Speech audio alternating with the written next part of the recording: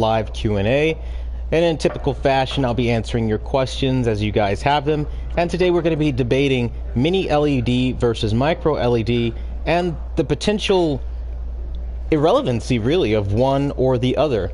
Because, I mean, to be honest, there can only be room for one replacement for OLED. Truth be told, once something gets close, most people are probably just going to go with that instead of wasting their time on something else. So that's what we're going to be talking about here today. So as you guys come into the welcome, thank you guys for showing up today. I'm going to be waiting for everybody to come in. If you guys have questions, feel free to ask. I'm just going to be messing around in Harry Potter and just kind of messing around, just doing my thing, just chilling. But feel free to ask any questions that you guys do have. For me personally, I think between this whole like OLED versus like micro LED, mini LED, which one's going to be better? I think the end result's probably going to be mini LED. Mini LED is cheaper to manufacture, and I've actually seen micro LEDs before. They are not as impressive as one would like to think. They have a big problem with them in that they're modular, and I know a lot of people know that they're modular, but that actually is a deterrent, because now that means that that potentially die out. Like one square will die out or get dimmer as time goes on, and that's not good. That's going to lead to some real problems as far as cost and cost efficiency, where mini LED is literally thousands of local dimming zones packed into a television, and then you just benefiting from what is a really awesome display. So for me, I think that's going to be the best part, but I'd love to hear what you guys have to say in the comment section down below. And as always, I'll be waiting for you guys to, you know, come on and give your experience, if you will. And in the meantime, we're going to try to solve some puzzles here in Harry Potter's Lego. Hopefully I get this correct. I think I was supposed to hit that square button and not the O. I think I just messed up, but I'm not entirely sure. This thing's singing. Alright, so am I supposed to go this way? There's no arrow here. I think we're supposed to, like, off this pixie. Where is it? There's supposed to be a little blue arrow, but they're not giving it to me. It's this one. Alright. I guess they won't let me kill the pixie yet. So we're going in here. What's going on, Inval? What's up, man? You said, hey, Q, glad to see another live stream. That's what's up. Thanks for stopping by, man. I appreciate it. I think I was supposed to go back the other way. What in the world? What's going on, Catch? What's happening?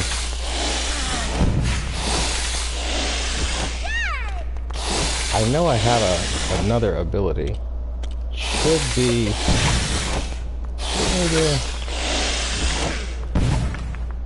There's something I'm supposed to do here. I'm really bad at puzzles. Let's try... I think I'm supposed to levitate them? There we go. Right? Oh no, this is just too much for right now. I gotta focus. Alright, so we've got Enoch. What's happening, man? You said, what's good? You said, how you doing? My question is, do you think was amazing ever made between X930 and the Z9D? I'm not sure what you're asking. Do you think, like, I think they'll ever make another TV as amazing as those, or like I'm struggling to understand the question, I guess is what I'm saying. But thanks for stopping by, guys. Inval, Catch, Enoch, Zilla, what's going on? What's going on, everybody? So what do you guys think is going to be the future? Do you think it's going to be mini LED, micro LED? Which one? Which one do you think will take the cake? For me personally, I think it's going to be mini LED, just because it's cheaper and more cost effective. But I'm interested in hearing what you guys think about this, because I know a lot of people have their own ideas as to what is going to be better. In the meantime, I'll try to solve this puzzle, if I can. Not too sure that I can. This kid is annoying me. Can I kill this kid? No, I can't kill the kid. Ah, you're spared today, boyo. There's nothing I can do. But oh, if I could. What are we supposed to do here? I'm not understanding. I'm supposed to get through the door somehow. I don't understand this. What in the world? Okay, so I guess we're supposed to wait for him to explode them into something? I don't understand at all.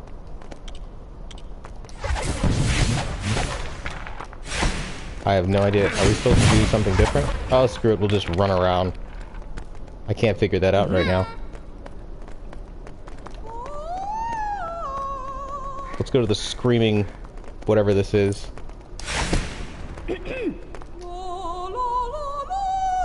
Can we kill it? This thing is ridiculous. Alright, so now we're in, I guess, Hogwarts, maybe? Gryffindor? Okay. This guy's sleeping.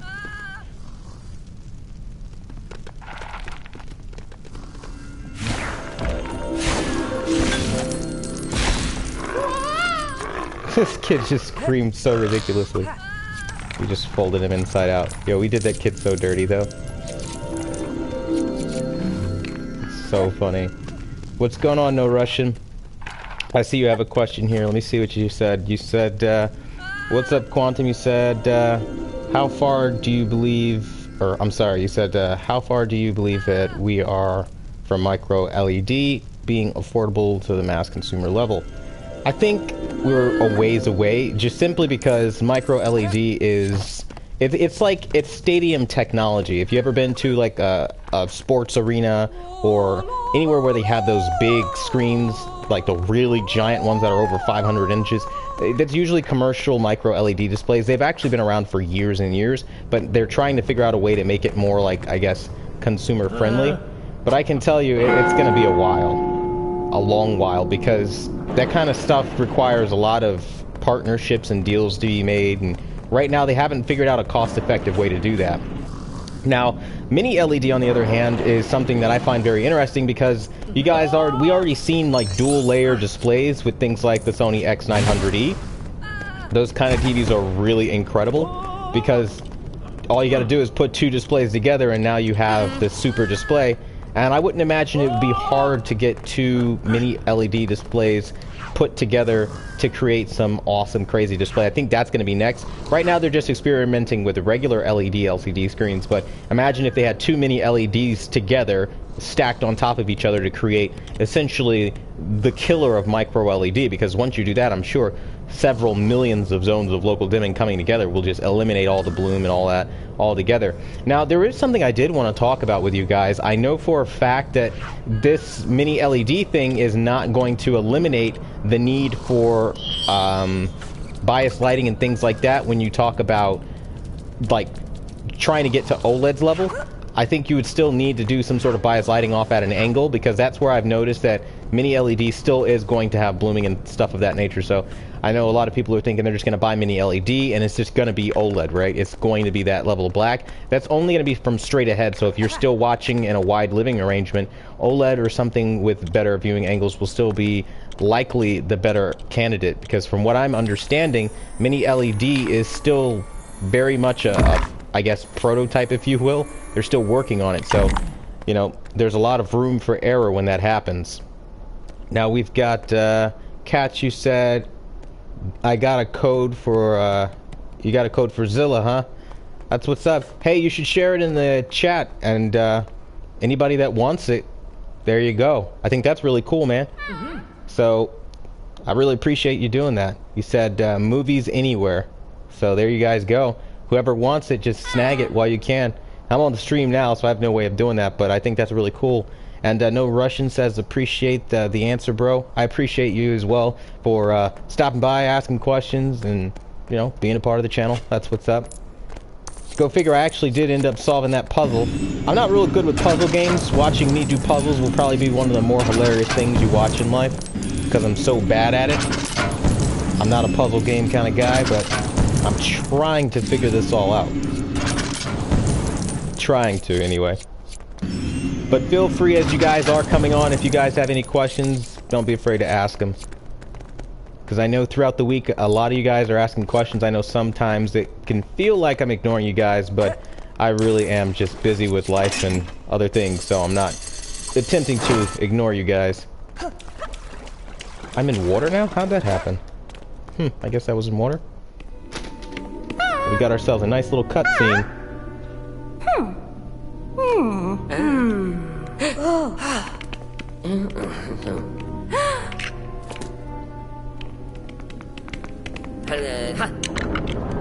He just says hello as the door opens. What is this?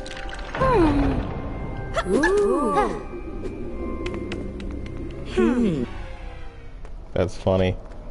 So what are we gonna say hello to the door? Like, is that what's gonna happen? He just got wet with water, so now what? I'm guessing I'm supposed to figure some sort of puzzle out. Oh, okay, apparently not. No Russian says, what's the best method to achieve good bias lighting? Oh, that's a good question. Don't see that one every day. The best method of achieving good bias lighting is basically, when you're in a dark room, make sure that you have colors that don't blend in with your environment. You want colors that pop off the background. So me, for example, I've got white walls, so I usually like to stick with the lighter blue colors, white, greens. Those are really good for isolating your background fairly well and showing off the TV, because the whole idea is it's like you're trying to create a contrast that tricks your mind into believing you have better black levels than you do. Well, in this process, what you end up doing is you get the like, let's say I choose the color, like right now I'm looking at it, I have like a light blue. The light blue contrasts with the black panel and the white walls, and it creates more dimensionality to your screen, and you stop focusing on the little white haze. Along with, of course, because it's bouncing off light, it acts almost like a reflector, if you will, and it's pushing light throughout your environment and wrapping it around. And again, it's all light science and things like that, but essentially that's kind of like the best method, along with putting it behind the television, usually in a place where you can fire it upwards in a way that it can reflect on the screen in some way. For example, like if you have like a mirror behind you, or you have like a wall that is directly in front, like it's not going to help too much for those people that have like really open living rooms and there's like no walls around except for like one really long wall for whatever reason. That's probably not going to be the best, but you definitely can benefit from it. It's just not going to be as dramatic. I hope that answered your question. Did I? I mean, I'm not entirely sure if I should go more in depth with that. We've got Not Your Boy Nope. You said, have you played Gears on QLED yet? Best HDR game I've seen so far. I'm playing on the Q80, by the way. I haven't actually gotten into Gears. I have Gears 4, and I haven't even beaten that. I mean, I just like recently bought that like not too long ago on like sale, and I just like never played it. So needless to say, Gears 5 would just sit there with me. I wouldn't even play it. It would just kind of sit there with me. I'd get bored. So no, I haven't gotten into it. I did see like the opening of the game where it kind of like recaps the first game, and then I was just kind of like not into it after that. But I mean, for the most part, no, I haven't really gotten into Gears. We've got Ash here, and you said, would you play a Lego Mr. 4K upscaler game? What kind of question even is that? You've got to be trolling me, bro. Chill. I don't even know what that means, but no, I would not. I would imagine the main character would have no teeth. So, there's that. Look at Harry Potter, Hermione, and Ron tiptoeing in their Jordans over here.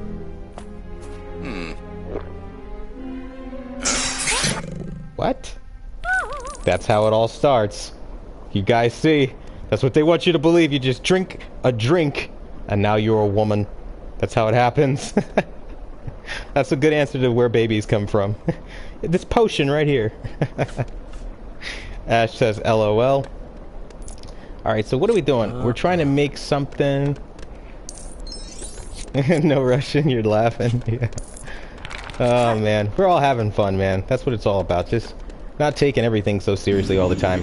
To be very real with you guys, man, like when I saw like mini LED, I was really excited because I thought like it would replace kind of like OLED and things like that when you think about it. But like the more I look into it, the more I realize like it's not gonna be a replacement. It'll be really good, but I mean, let's be real. Right now, we already have TVs on the market that don't have any blooming right now that are just fine. You know, and I just don't know that extra fee that they're charging, because like they're being stupid with the pricing. They're talking like, you know, $2,000 just because you have thousands of local dimming zones, and I just don't see that being a a good or worthy investment of your time. You know, that's just me though. Alright, let's try to figure out this puzzle. I'm trying to get that... No, that's not it. And if any of you guys have any tips for how to solve the next leg of this puzzle, I'm all ears. I am not very good with puzzles. But I do see this pixie over here, so I'm going to try to off him. Now, I know some people may think that fun games like Harry Potter Legos are a little juvenile, but I will have you know, not only are they juvenile, but they are also fun. Alright, let's see. Truth be told, I actually really hated Lego games because the puzzle aspect is really annoying, and I'm not the best when it comes to that kind of thing. But I like the challenge that they present, and they have some witty humor, so I figured why not. If I'd watched the Lego movies, I might as well play the games, you know? It's the next step, you might as well. We're already there now, you know what I mean? Alright, so No Russian says, do you think Samsung will be successful with getting rid of ABL on their Quantum Dot OLEDs? Ooh, that's a damn good question. I think the answer is yes and no. I think they'll try to, but ultimately I think it comes down to if they... It could be yes or no, because like, if they implement it in one way where they come up with a new filter that creates a prevention from burn-in, or they don't put that safeguard in there at all, then yeah, they'll be able to eliminate it. If they do what they did on their tablets, yeah, they'll be fine. You know what I mean? But if they go the route of just kind of mimicking or mocking what LG is doing right now with OLED, then that'd be a hard no, you know what I mean? I just don't see them overcoming that limitation at all. But yeah, that's a really good question. Nice one, man. Alright, we've got, I don't know if that's Libra or Ibra. I'm pretty sure that's an I, so I say Ibra. What's going on, man? You said, hey, Quantum, what's going on, man? We've got Sir Andy Hanover. What's going on? You said, do you think Samsung HW N950 will get the eARC software update? Maybe, I would say. I mean, it depends. I have the Sony Z9F soundbar, and mine had the eARC. I would imagine in an auto update that I had no choice in, but nevertheless, it was still an update, and they did it. So, I mean, it's possible, but Samsung's not really known for giving consumers extra support through their updates. I actually want to share with you guys something that I actually heard, not heard, but I actually read about. It was about Samsung with their trade-in programs, because a lot of people are doing that with their phones and their tablets and things like that. And I heard that, you know, once they get their phones in, they're being told that it's a different number than the one that Samsung quoted them. And of course, Samsung won't ship them back their old phone. They just give them like some low number, like 25 bucks for, you know, an S8 or whatever it is, and then charge their card for the difference. And because they were short-sighted and they didn't take a video of this, they ended up losing all that money. So, yeah. I would have taken a video personally because I just have been screwed over too many times, but apparently there are some trusting folk out there that don't think they have to, so I don't know.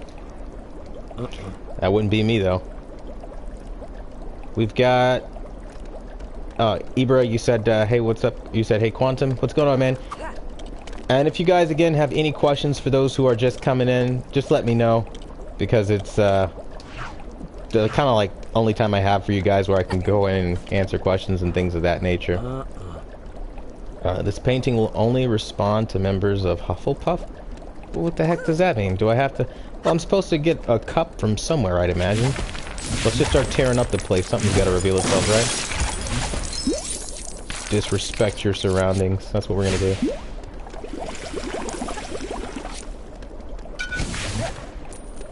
I feel like I'm close to finding a cup around here somewhere. Is that the missing link here? What's the deal? I will figure this out.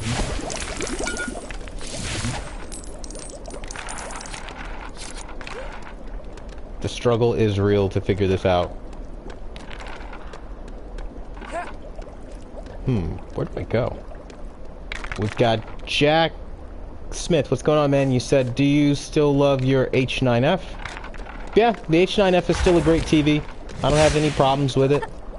Though, if I'm being completely honest with you, at the moment I am playing this Harry Potter's Legos game on my Sony X900E because I just did a new calibration for it and it is ridiculous. So that's the good thing about owning so many TVs. I can just switch back and forth, and like I was telling you guys, and like my reason I went from OLED and I kind of left OLED, I just switch around too much. I don't know. I'm not loyal to any brand. As I say it a lot, but people really don't believe me. Like, I can't. I'm that guy. I flip-flop a lot when it comes to which TV I want. One week it's this one. The next week it's another one. When it comes to purchases that I've already made in my house, I mean, I figure if I already own it, I might as well use it. You know what I mean? I don't just sit it there and like never touch it again. So, you know. And I'm sure a lot of you guys probably love what I do with the 900E. Do a lot of work with this TV, so it'll be nice to see what happens. So, do we get our cup yet, or like, what's going on here? What's going on? Sir Andy Hanover, what's going on? You said, do you think QLED will be better in 2020? I have the Q8FN. No. That's a solid no. Not from Samsung, anyway. I think Samsung QLEDs will probably get worse because there's not as much of a desire to innovate anymore, just simply because why should they, kind of thing. Especially if that rumor pans out and they're going to OLED, or if they want you to like step up into their mini LED or micro LED models, they're probably not going to try to sell the benefit of full array as hard. I see that turning into what it has turned into now, where we just see these like really lazy representations of QLED, and it's a shame. Personally, I feel for the whole QLED thing, because it's just kind of like they could have a good product, but they get lazy at the end. So no, I don't think it'll get better. I think it'll probably get worse. And you know, with this whole micro LED and mini LED thing, I think honestly, guys, micro LED is dead on arrival. It's not even here yet, and it's already dead. The reason being is it's gonna be like how long before they can make it affordable? You know what I mean? And during this time, while we're waiting for it to be affordable, who's getting popular? TCL, their mini LED displays. I just don't think that, you know what I mean? I just don't think that people are going to be willing to wait if they already spent $2,000 on the new TCL that's coming out this, what, October or November. I just don't see them saying, hey, you know what? I'm good with that. I don't think anybody's going to invest more into it. And now they're trying to sell 8K to us. I think QLED's just going to turn into a circus, really, at this point. Because they're now talking about a 55-inch QLED display. I don't know, guys. An 8K QLED, to be specific. There isn't even any 8K content. So, say la vie there. As you guys can clearly see, I'm pretty stuck in this room here. I don't even know what the heck to do next. I'm just blasting everything, hoping I get lucky. I'm really bad at these kinds of games, so... For you guys that are, like, masters at this kind of stuff, say la vie. I'm not one of them. I'm, like, running around trying to figure out where to go. We've got Ibra. You said, is the Q6FN better than the Sony X930E overall? Nope, not at all. The Q6FN is a problem TV because it has gray black, and that's the biggest thing that holds it back from being great. And also, it's not as bright as the Sony X900E. It's pretty dim by comparison, and that's just one of the things that I noticed personally. I don't understand. What in the world am I supposed to do? This is pretty confusing. Alright, we've got no Russian. You said, would you recommend that we never go online with TVs? Yes. Yeah, I wouldn't go online with TVs, just simply because now it's changing a lot to where they don't even care anymore. They're just going to flat out ruin your TV, and they're not going to get in trouble for it, and they know it. Like, I see it more often than not where companies are getting a slap on the wrist when they do things that are messed up. So, I don't know. I'd be careful with updating my TV. Like, I know a lot of my Sony guys, I mean, like, if you guys are watching and you got a Sony TV, like, hey, be careful, because Sony does not play fair at all. And who's going to challenge Sony? I don't know too many people that challenge Sony, so it's just kind of like, any of these companies, really, they just kind of let it go. Like, when an update comes out and it messes up things. This week, I think I've gotten, like, 7 people alone that were like, yeah, I just did an update, I should have listened to you, it's bricked my TV, or my TV now has more clouding and blooming than I noticed before, and I'm just like, damn, that really sucks, you know? Because, like, I really try to help with these kinds of things, and I never want that to happen to anybody, so I always find that to be the worst part. Big shout out to George Lopez, donated $1.99. As you know, it goes towards helping fund the channel and keep these reviews and comparisons going, so I definitely appreciate it. You said my brother Quantum, top notch. My brother George, top notch as well. You're like one of the most active people in this community, to the point where I know you by name, so it's pretty fantastic that you've been so active and a great supporter of the channel, so I do want to thank you for that, man. And if you have any questions, feel free to ask. You know, I'm here for it. What's going on, Ricky Green? You said between the X900F, H9F, and the Q8FN, what do you recommend the most, mostly for gaming on the PS4? And you said, love your work. Well, thank you, man. I appreciate the love you're sending my way. So between those three, it's going to come down to this. Like, I'm actually stopping to play the game, and I'm actually thinking about your question here. And so here's the deal. The Sony X900F, I know you're mostly gaming on PS4. The X900F is going to be bad for those logos in video games when you're loading up on a black screen, but it's great for upscaling and tone mapping. Problem being, though, it doesn't have the best motion, and game mode is trash. It's very juddery, and it's not as responsive as something like the H9F that gets 14 milliseconds, 14.6 to be specific. However, counteractively, the Hisense H9F isn't perfect for gaming because, again, it doesn't support any of the modern things that you will expect on next-gen consoles, like FreeSync coming out of AMD, and that's where the Q8FN becomes like just that deal. So it really becomes a question of how are you going to game, you know what I mean? I know you're gaming mostly on PS4 right now. For that, if I had to choose personally between these two, it'd be really hard for me, to be very honest with you, because even now, like, I don't choose. I own the H9F and the Q9 or the Q8FN, and I switch between them gaming a lot depending on what I game on. For example, if I'm gaming on Xbox, I usually favor more of the Samsung Q8FN. Usually, if I'm gaming like classic gaming, for sure, I like to be on things like the H9F because that just looks better to me. I don't know. It's not like an upscaling thing, but it's just kind of like what I've noticed. Yeah, that's a really loaded question there. It's not always that black and white. So I hope I kind of helped. If you have things that can help narrow it down a bit, then I also would love to hear that as well. Sir Andy Hanavir, what's going on? You said, what do you recommend as the best, as better than the Q8FN? I'm looking to see what's out there. Better than the Q8FN and what area? Because there are several TVs better than the Q8FN when it comes to black levels, when it comes to motion, when it comes to brightness. It really, what metric specifically do you need? And I think that would be, or you just mean like overall in general? For movies, gotcha. You already knew what the question was. I didn't even see that far ahead. Okay, so for movies, the best TVs, I would say, then the Q8FN.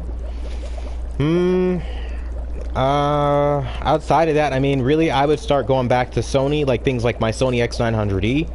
That's, in my opinion, I know I'm going to get some flack for this, but so the Sony X900E is the king of movies. You really probably won't find a better TV for watching movies, because I've never seen a TV with better motion than the Sony X900E. Still to this day, I've been trying, and the colors are just super accurate and vivid, and it's just really a great experience. So Sony does take the edge when it comes to movies, and particularly my 900E. That's just kind of where I would lean. And I have seen a couple on Amazon, only in the 65-inch variant, but I have seen them around. What's going on, George? You said, Quantum, my brother, I have the Q9FN finally. I got lucky and gotten a great panel. That's what's up, bro. I saw that they went on sale. They're like $16.99 on Amazon. I myself started looking around like, should I snag me one of those? I don't know. That seems like a really darn good deal. $16.99 for a 65-inch. But then it ultimately came down to, I don't like that they don't have color space management buttoned up, like the same like the Q8FN. It's just like, you're just there, you know what I mean? Like, just kind of trying to make the best out of a bad situation when it comes to their color space management system. And that's ultimately where I was like, nah, I'm good. But for a minute there, I was thinking about it. But I'm a guy, I like to mess with the color space management system a lot. Funny enough, obviously my Sony X900E doesn't have that, but they buttoned up colors to the point where I didn't need it. Where for me, on Samsung, I was always worried about the color cyan, because it's a little, like, more icy blue than I would like. I think the correct way to say it is it's a little bit more towards, like, the turquoise than actual cyan, so that for me was like really annoying. But yeah, that's where I kind of made that thought process. But yeah, man, congratulations on the new TV for sure. No Russian, you said is paying $400 for a Q, or the extra $400 for a Q9FN over the Q8FN worth it in your opinion? Yeah, for the brightness and the black levels, no doubt. But for anything else, no. The color is actually less on the Q9FN. And when you get to things like, you know, motion was also more choppy, I've noticed in my experience, on the Q9FN versus the Q8FN, which ultimately is why I picked the Q8FN, because I'm a motion guy. That for me is like everything. But again, it just depends on how you watch and how you use, you know what I mean? George Lopez, what's going on? You said, I haven't updated my TV. It's firmware 1103. Damn, that's really good. And you said it's a 75-inch and it is made in June of 2018. Yeah, it sounds like you just got a straight-up win. I mean, you're just swishing right now. Straight to the net, bro. You just slam dunked it. So, hey, good for you, man. That's a good win, most definitely. And it's not updated, which is rare, because usually they update it to like the 12 or whatever's, you know, but you're still on 11, so I would keep that if I were you for sure. Would not go online with that. What's going on, Troy? You said for gaming, the newer Sonys are not as good as the older ones. My recommendation would be a Samsung. Yeah, I hear you on that one for sure. I mean, I just don't know what's going on with Sony in general. I really wish they'd get back to the Sony I know. Because, I mean, and it's so funny, guys. I mean, like, you guys probably don't know this, but, like, every one of my videos, all of them, are shot on a Sony camera. So I love it when people are like, oh, you're just against Sony, you're bashing them now. It's like, dude, I am the biggest Sony pony when it comes to cameras you'll ever meet. I will never buy another brand, like, literally ever. I have never bought a Canon or a Nikon. I'm a Sony pony when it comes to the cameras. You know, now, when it comes to the glass, as you guys saw in the community tab, I just bought, you know, Canon glass and I slap it on my Sony camera so I get the best of both worlds, you know? But either way, I'm still getting Sony processing and image quality, and that's what I want with the clean glass of a Canon. That's, you know, that's my thing. But yeah, so I always find that funny. But yeah, dude, I completely agree with you there. I really hope Sony gets their act together, because they could be better for sure. Enoch says, sorry, my mistake. What I said, the question when it comes to LED backlight technology, do you know the difference between the X930 Slim backlight drive and the Z9E backlight master drive? Which TV dominated? It would be the backlight master drive. The reason being is the backlight master drive is a full array local dimming technology comprised of tons and tons of zones of local dimming, and it is really quite impeccable what they did with that TV. And it's, now, don't quote me on this, but Sony claims that it's essentially a dual layer TV that has full array local dimming, and they put two panels together to create a master backlight drive, which gives it that extra black level punch that could rival OLED. So I've heard. I haven't verified it by pulling it apart, so I'll just kind of take their word on it. The same goes with the slim backlight drive. Two LED screens put together, particularly two edgelit displays put together, that create one master drive for the slim backlight drive. It also goes by the grid array system, literally grid array backlight drive. I mean, they have so many names that they've named these things, but essentially it would be the Z9E backlight master drive for sure.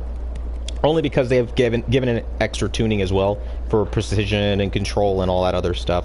And Enoch says that Z9D is no longer available, which I do know as well, and I do lament that. That is a very sad thing, because the Sonys after the Z9D have been total trash, especially like the newer ones, like very disappointing stuff. What is this nonsense where they're favoring viewing angles over the picture quality? Like, that never was a Sony thing, but now it is for sure, and that's really sad. Ricky Green says, thanks, that helps, or I'm sorry, that helps, thanks. He said, I currently have a Sony, but switch out one to the other two, thanks. Yeah, most definitely, man. You know, I'm not loyal to any TV that I own because I own them both, you know, so I just kind of do the same thing you're doing, which is switch back and forth. I really want to get out of this dungeon, though. I don't know where I am. I'm just kind of trying to find my way out. The potion is bubbling, and I know I'm supposed to be able to drink it, but I don't remember how to do that, I guess. So we'll just kind of figure that out as time goes on. But back to the questions you guys are asking here. You said, basketball never sleeps. What's going on, bro? You said, hey, Quantum, hope you're doing well. You said, agree with you on the 900E movies. or on the 900E and movies. Yeah, I mean, the 900E for movies is just not the worst TV I've ever seen. It's fantastic. I think when you look at other TVs and what they do for the money, you could easily see that the 900E is still every bit as good in 2018, which I'll be showing you guys later on this week for those who are watching and actually want to see what I have planned. I've got some good stuff planned. 900E is still kicking it, and in every aspect of which I told you guys back in 2017. So yeah, that's going to be fun to show off. George Lopez, what's up? You said, yes, my brother, I got it. Luckily, haven't updated it. The TV is bright like a shooting star. That's what's up. Yeah, that was one of the things that made me look at it as well. I know it's really, really bright, and I think that's really great for HDR content and also for SDR as well. What's going on, Troy? You said Sony makes the best cameras on the market. That you said that way 99% of all films are made on Sony cameras. Probably, I don't know, man, but either way, I shoot everything on a Sony. Wouldn't change it for the world.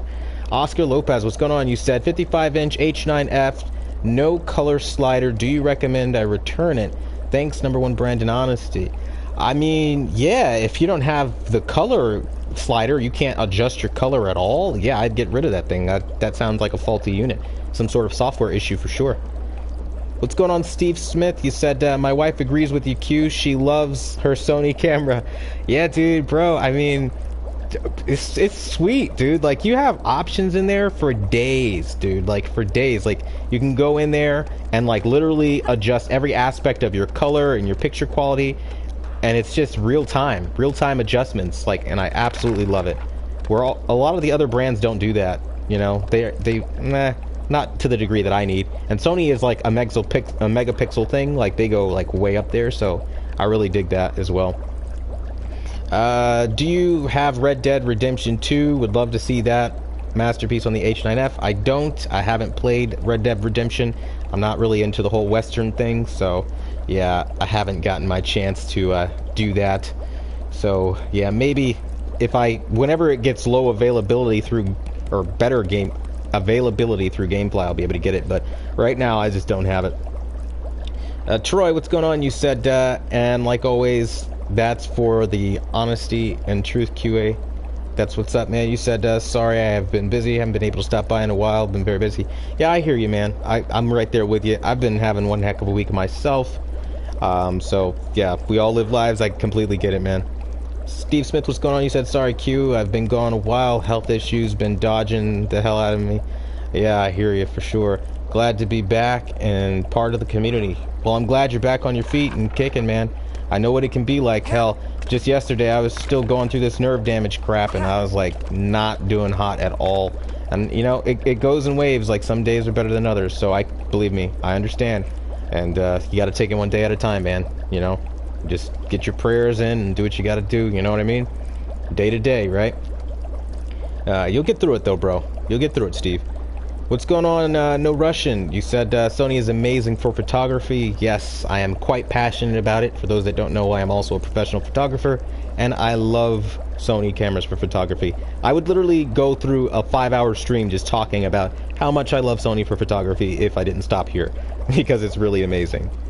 What is it? Widget, I don't know how to say your name. Widget Locosta. What's going on? You said Sony X900 or Hisense H9F. Honest opinion, Sony X900E. Honest opinion. I mean, the tone mapping is better, colors are more accurate, motion is smoother, and I mean, when you factor in everything all together, I mean, you have a lot more features that you can use on the Sony.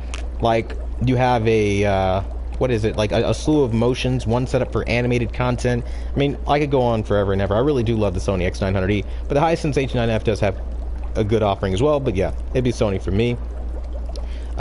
We've got Chris. What's going on, man? You said, hope you're doing well, Q. Is there judder effect adjustment so I can...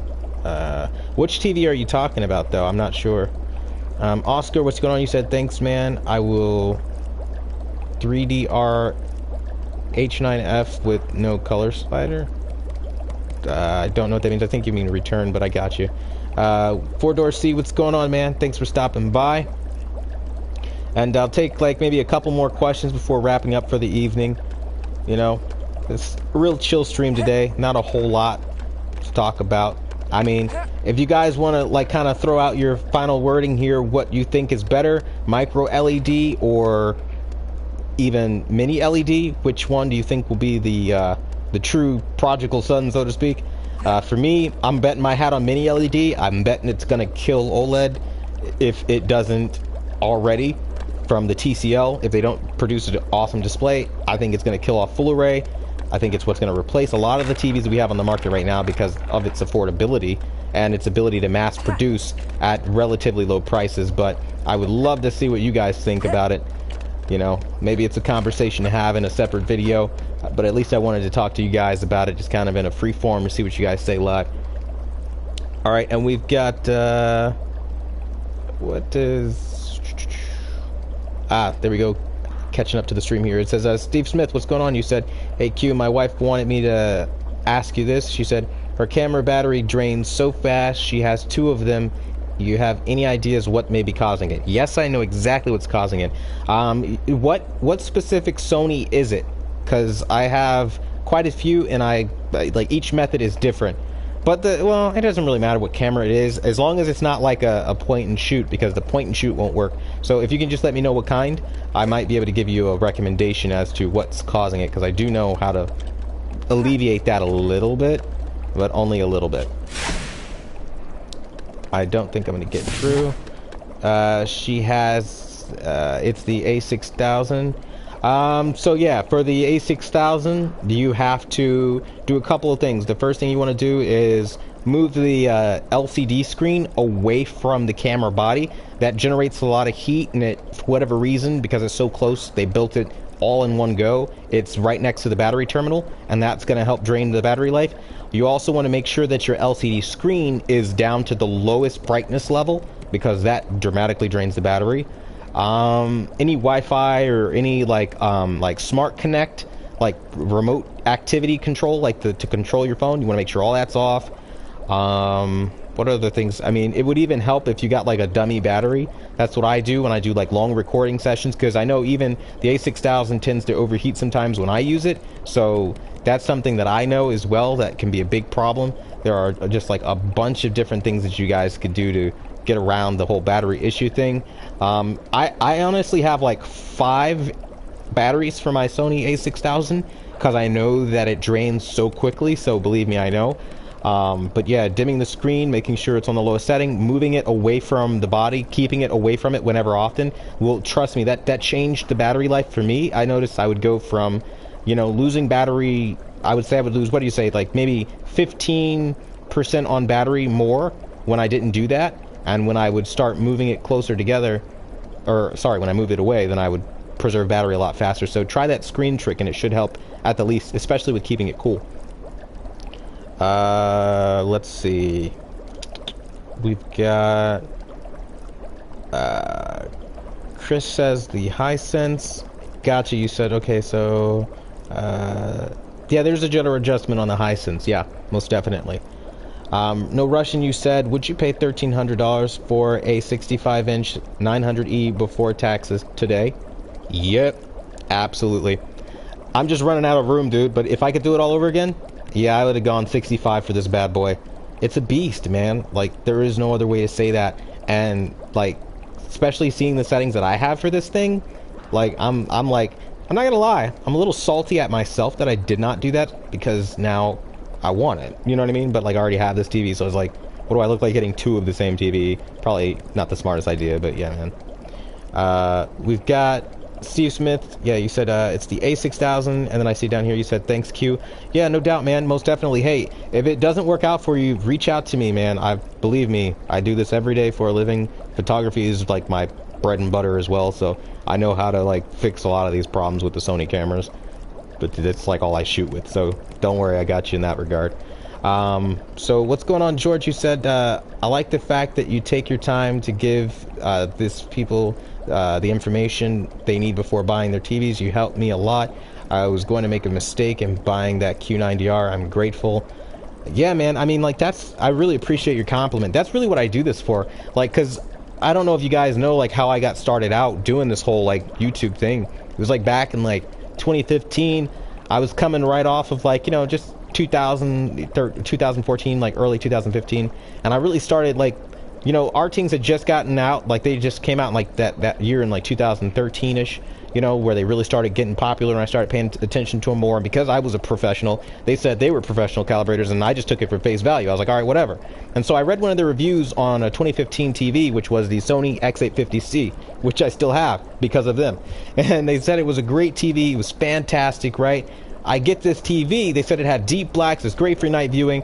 I watch it, and there's clouding everywhere. There's edge bleeding. It's the worst TV I've ever seen. Like, I've never seen a TV so bad. So, of course, I was so mad. I was so angry, and I was so done. And I started paying more attention to them. And after some time, I just got fed up with it. And I said, you know what? We're going to just start showing that they don't know what they're doing and that they're actually lying and gaming the system. And once I got into YouTube, I learned little terms from other bigger YouTubers that I would interact with, like multi-channel network and spiffs and sponsorships and like things I didn't really get my hand into as an everyday person. And I just said, you know what, that's what all these guys are doing. Once I learned how they talk and how they present their information, it's not hard to figure out when you're in YouTube. If you're not in YouTube, you're like, what the heck is this guy talking about? This makes no sense. But like, trust me, from somebody who's done this for years, like, yeah, I have to go through and I have to give you the honest information, because they're not going to do it, because their opinions are too lucrative. They're being paid to give you a professional opinion from Sony, Samsung, LG, Crampton, and more. Whoever they, honestly, they're like mercenaries, really. Whoever has the better bid, that's who they're going to talk up. And they don't care how bad it is for you. Like, look at the Vizio P-Series Quantum X. You remember, like, Caleb Dennison coming out talking about, oh, this is like the best thing ever. Oh, Vizio's like able to compete with all the top brands. I get that thing. Day one, I'm noticing you booted up, you got clouding on it, and then it was all downhill from there. So yeah, man, I really appreciate you taking the time to let me know that, you know, what I do here is appreciated and not falling on deaf ears. So thank you, George. As usual, you're spot on, killing it. Much love, man. Thank you. Steve says, thanks, Q. We have no Russian. You said, nice. That's what I'm all about. That's what I'm about to do. Yeah, I hear you, man. That's a definite. I would get that 900E, bro. Do it before you don't get the opportunity. Because the 930 is already sold out. The Z9D is already sold out. Don't miss your chance to get this legendary TV. Because trust me, bro, these people are going to be salty when they don't have it, man. And I don't know if you guys know this, but like, I was able to get myself a older Sony remote. I had the 2015 Sony X850C, and they have a nice little touch remote that works with the X900E. And I also managed to get myself the X950G remote, and I have that for my 900E. So that works as well. And now I've got this nice chrome remote with my 900E feeling like $1 million. So yeah, you can, it's forward and backwards compatible with the remote. So that's a nice little feature as well. If you ever run into like somebody selling a Sony X950G remote online somewhere, you can just snag one and you can use it on your current Sony. So it's kind of updated, you know. George says, okay, my brother, I will see you next time. Have a good day. Same to you, man. Seesaw, you said, Seashaw, you said, will you get to review the Hisense U9F? That is a no. That is a definite no. I don't have the funding for that TV. It is much too expensive for the channel at this point in time, so I will be taking a pass on that. We have no Russian. You said big AV reporters fear you, bro. I don't know if they fear me, but I know they can't stand me. They see me coming and they're just like, not this dude again. I just can't stand him. So I definitely can see that. We have Steve Smith. You said, how the heck did you get the X950G remote? Well, I work around TVs all day, and I had a guy that had an extra remote lying around, so he just gave it to me. So I said, all right, I'll take it. It was like a thank you for calibrating his 950G, so I was like, screw it. I'll roll with it. I'll get a free remote, so yeah. All right, so I want to thank everybody for stopping by today. You guys have been fantastic. I will try to do another live stream next week. I'm not real good about my timetables, not going to lie to you. But it's been fun, man, hanging out with you guys and answering your questions.